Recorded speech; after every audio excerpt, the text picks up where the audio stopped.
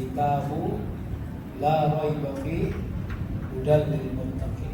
Sebenarnya ada satu hal yang perlu kita pahami. Kenapa Allah sebut tidak ada keraguan?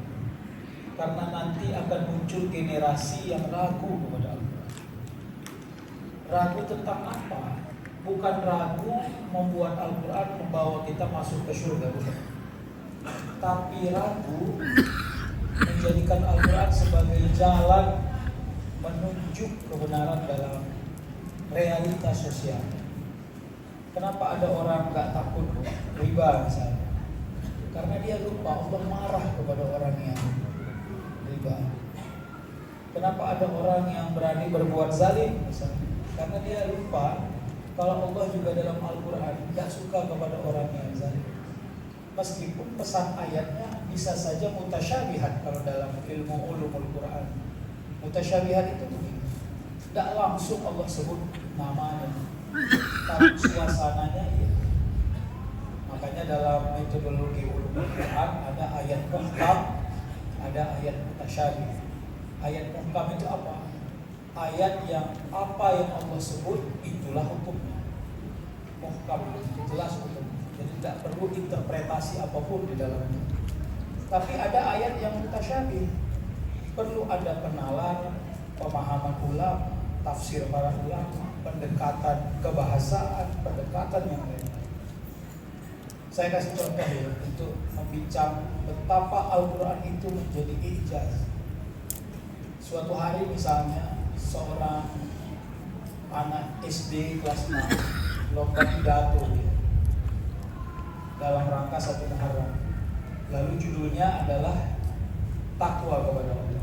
Begitu dia ceramah, mari kita bertakwa kepada Allah dengan sebenar-benarnya gitu. Sesuai dengan firman Allah. Begitu dia sebut begitu, lupa dia ayat. Kawannya. Yang teringat dia cuma ayat puasa.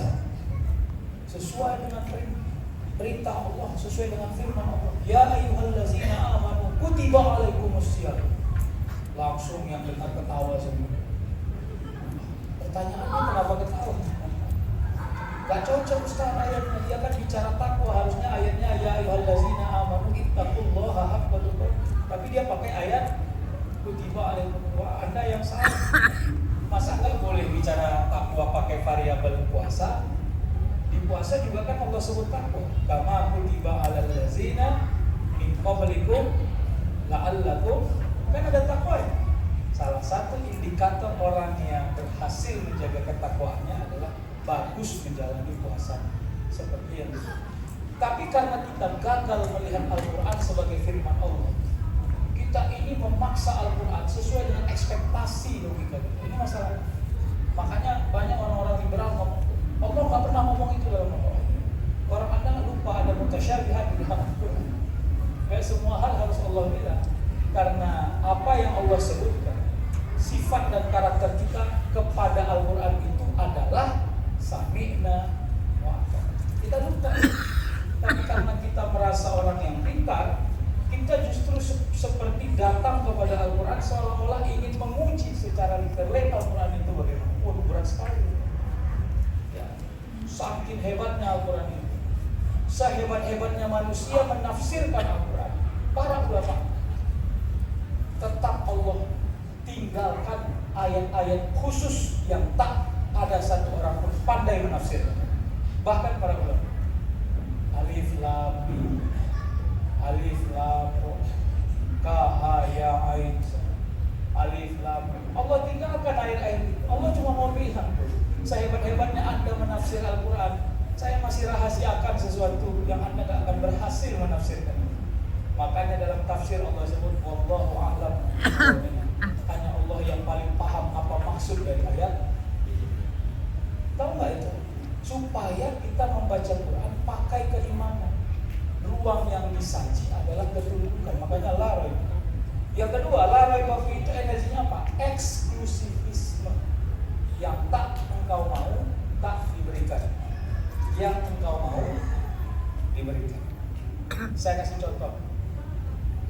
Saya punya ibu, seorang anak punya ibu.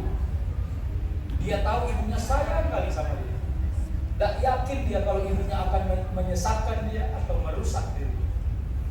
Makanya apapun yang dikasih makan oleh ibunya, dia gak ragu makan. Kenapa? Dia gak yakin ibunya akan meracuninya, merusaknya. Tapi begitu dia punya PR di sekolah, PR fisika, dia gak mau nanya sama ibunya. Kenapa? Karena dia tahu ibunya SD pun gak tahu. Pertanyaannya, dia ragu atau yakin sama ibu? Dia yakin ibunya menyayanginya, tapi dia ragu ibunya pandai membantunya mengerjakan soal fisika. Itulah kira-kira bangunan kita kepada Al-Quran.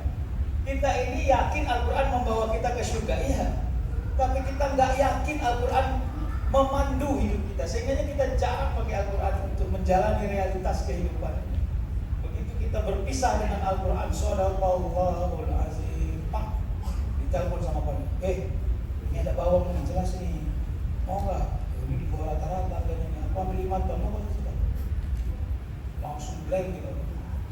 Kenapa? Kita berpisah dengan apa yang Allah sebutkan. Makanya ada namanya i'tiqad. Sebenarnya yang paling mahal Allah berikan kepada kita adalah rasa takut. Makanya Allah sebutkan khauf. Ya, khauf itu rasa takut. Kepada apa kita takut? Bukan kepada Allah yang menakutkan, karena Allah nggak menakutkan, tapi kepada hukuman Allah yang kalau Allah beri kepada kita bisa gawat kita berjalan dengan Allah. Jadi rasa takut itulah yang membuat kita berjalan dengan berhati-hati. Kalau dalam Islam namanya ihtiyat. Ada kehati-hatian yang kita jalani. Kalau lagi hujan, jangan pakai sendal yang tipis, berpotensi terpeleset. Kalau lagi tidak hujan, pakai sendal yang tidak berat, karena engkau perlu jalan yang kencang. Kenapa? Karena jalannya mulus. Kira-kira kita ini harus berhati-hati, jangan salah-salah pakai. Ini nanti teori bagaimana Allah sebut la yukallifullahu nafsan illa wus'aha laha ma kasabat wa alayha. Sama juga pertanyaan orang, Ustaz, katanya sholat akan mencegah seseorang dari keji dan munkar, gitu kan? Inna sholata tanha 'anil fahsya'i. Tapi kenapa banyak orang sholat tapi masih berbuat jahat? Karena kita menyangka sholat ini yang membuat orang otomatis jadi orang baik. Nggak bisa. Sholat itu nggak punya tanggung jawab sebesar itu.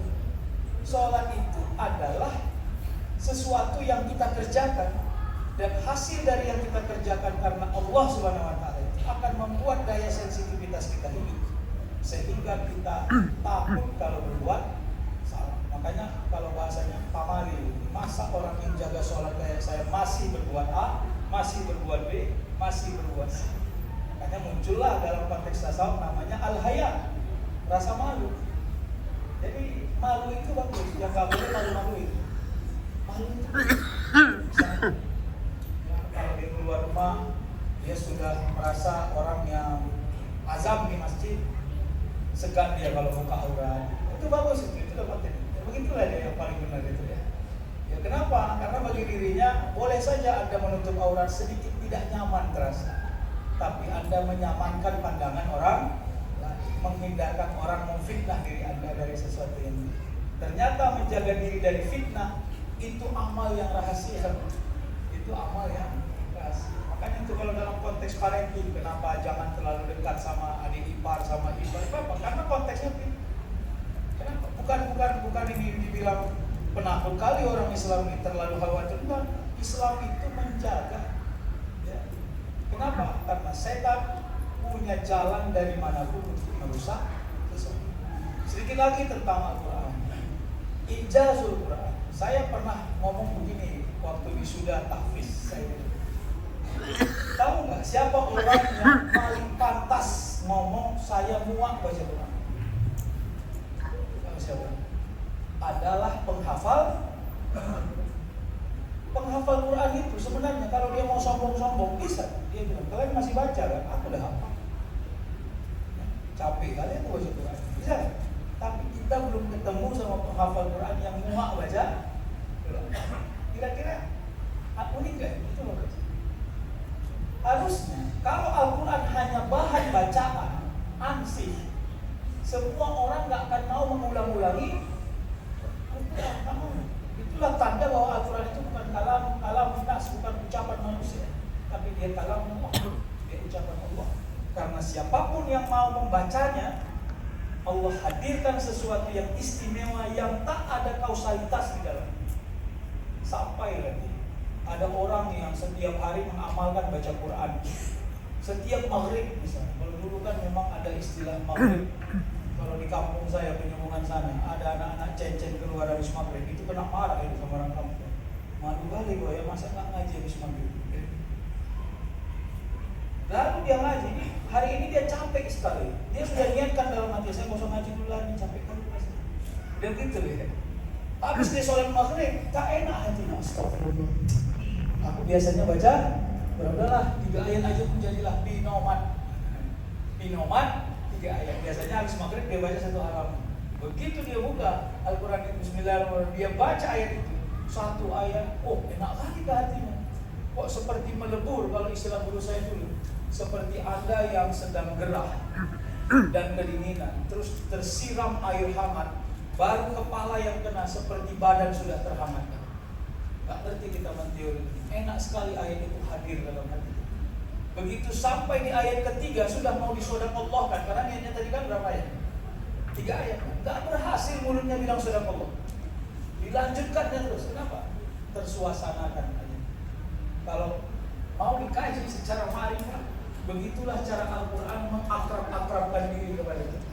Tapi kita aja yang kurang akrab sama Al-Quran. Jadi ini nanti menjadi variabel. Saya mau bilang begini, dibilang kampungan terserahlah ya. Kadang-kadang kan orang-orang yang rasional berbilang ini orang-orang taat ini, orang Islam ini kerjanya baca Quran aja, macam nggak ada kerjaan, terserah intilah. Ya. Kenapa? Karena nanti ada masa di mana orang meninggalkan Quran, melupakan Quran, menghilangkan hafalan Quran, mencoba mensistematisasi Al-Quran. Kenapa? Karena banyak orang yang sangat mencintai akalnya, berguru kepada akalnya, dan na'udzubillah, lupa dia kalau dia sudah bertuhan kepada akalnya. Jadi hati-hati. Terakhir penutup, semoga Allah memuliakan kita. Ini bukan hanya tentang nuzulul Quran, ini bukan. Tapi Ramadan ini sangat mulia sekali. Di dalamnya Al-Quran juga diturunkan. Itu tanda bahwa berhati-hatilah kita mengelola waktu yang Allah berikan. Jangan sampai tidak ada bagian-bagian Al-Quran di dalamnya yang menjadi bagian dari amal kita. Fa'tabiru ya ulil albab. Semoga Allah melindungi kita, semoga Allah memudahkan segala urusan kita, semoga Allah menjauhkan kita dari mara bahaya, dan insya Allah kita adalah orang-orang yang husnul khatimah. Assalamualaikum warahmatullahi wabarakatuh.